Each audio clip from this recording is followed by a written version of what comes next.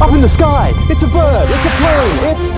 a strain of bacteria that's become so advanced we have no way to fight it. Looks like a job for a super scientist. Let's go.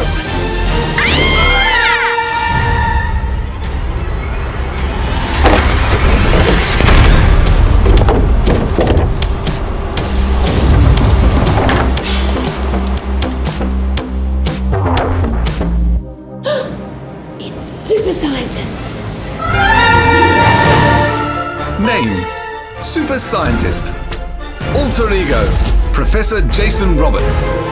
Superpowers: super intelligence, microscopic vision, exceptionally clean hands. Welcome to my lab. Well, it looks awesome. Now, Jason, could you tell me about these superbugs? They sound more like supervillains. Superbugs are supervillains. They are my archenemy, but they're also your archenemy and probably the archenemy of lots of other people out there as well. Superbugs are bacteria which are different to other bacteria. They've become resistant to what are our typical weapons that we use against them. Our weapons that we use against bacteria which cause infection are antibiotics. And superbugs, they have developed in a way such that our antibiotics that we would usually work don't work against them anymore. And so there's only very few options that we have left to treat them. So how can we actually fight these dastardly foes? Well, as with any infection, we need antibiotics to treat them. But because these superbugs are resistant to the current antibiotics we have, to treat them we need new antibiotics. It's very interesting where infections come from. So our body's comprised of about 10 billion cells. And within those 10 billion cells, in surrounding them, is 100 billion bacterial cells.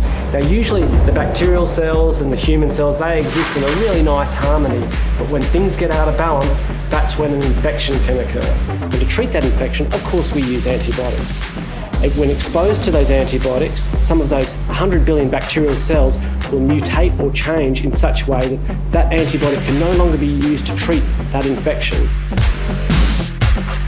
So what's the plan, Jason? How are you and other scientists going to actually fight this supervillain? Well, it's a partnership between scientists and clinicians. Clinicians are doctors and pharmacists and nurses and people that help care for patients that have these infections. And if we can all work together, we can ensure that individual patients receive the best possible treatment, and so that we're not going to have these long, sustained problems associated with being infected by a superbug. My specific role is that not only am I a scientist, I'm a pharmacist as well. What we aim to do is we try to ensure those patients have the best antibiotic at the best possible dose. And if we can get both of those right, then we can clear the infection and cure the patient faster and ensure that they can return to normal life in the community as soon as possible without those superbugs continuing to be a bigger problem for other people into the future. Yeah, well, with super scientists like you, I actually think we'll be all right. I like to think... Hold it. There's an outbreak of Klebsiella pneumoniae. I've got to get back to work.